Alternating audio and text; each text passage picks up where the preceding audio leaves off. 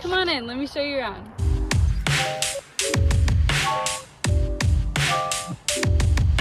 So welcome to my van.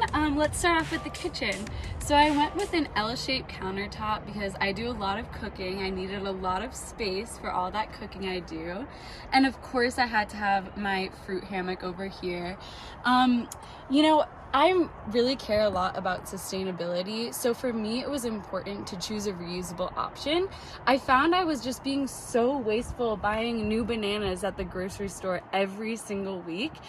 So I got these reusable fruits and veggies, and now I never have to buy them again. So good tip if you want to be a little more eco-friendly in your van.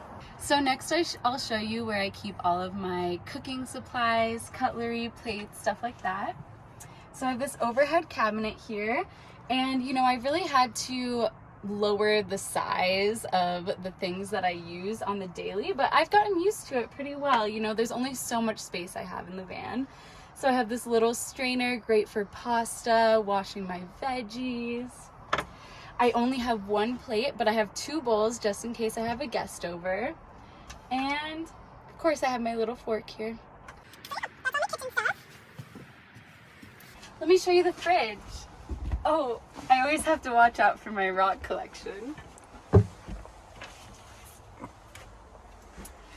So my fridge is in here, and a little known van life hack. So think about all the space you could be saving if you bought baby carrots instead of regular size carrots. Guys, this has really been a game changer for living in a small space.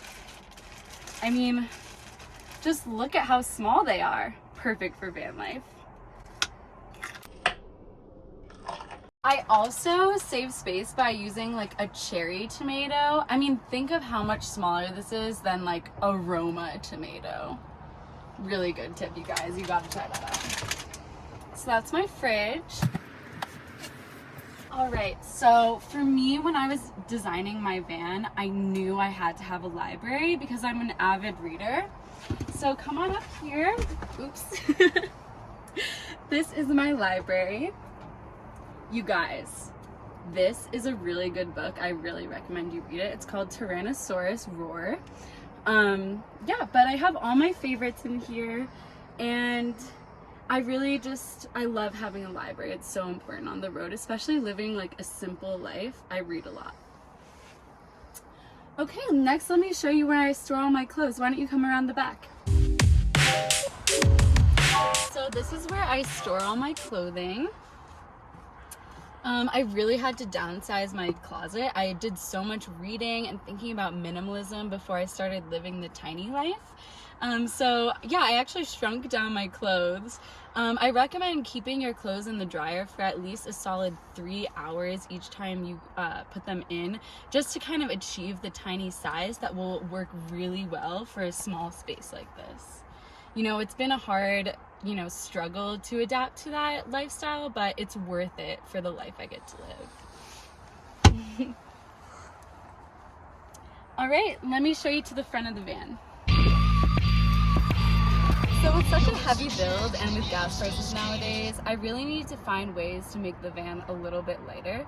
So another van life hack for you guys, just open up the hood, and there are a few things that you don't really need. Like, just find things that don't really look super useful in like the engine compartment, and chances are you don't really need them. I mean, a lot of this stuff is it's just junk nowadays, so. Oh my God.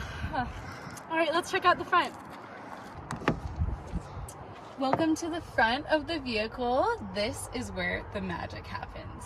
All right, let's fire up. Oh, my gas light is on. So, by the way, a really cool thing about this van is that when you do have to fill up, I just like to dehydrate myself a lot. Like, I really don't drink much water, but when I finally have to pee, I get enough octane in my urine that I can actually use it as fuel. It's a really cool, sustainable option. Oh look, I have a bunch of cool badges that I've really earned by driving a ton in this van. Over here we have the watering can. I got that for taking care of some plants at a neighbor's garden. Yeah, I love to earn the badges. It's really fun for me. It makes this whole life into like a really cute game for me. So yeah, I love driving this van. Thanks so much for listening to the tour. I hope you enjoyed it. I do have to pee though, so I'm gonna go fill this baby up. Bye. Yo, it's the chair, and yeah, I'm still skating, keeping it in check while the world's rotating. If I'm overstating, I try to keep it simple. What's a good pair of tits without a good pair of nipples?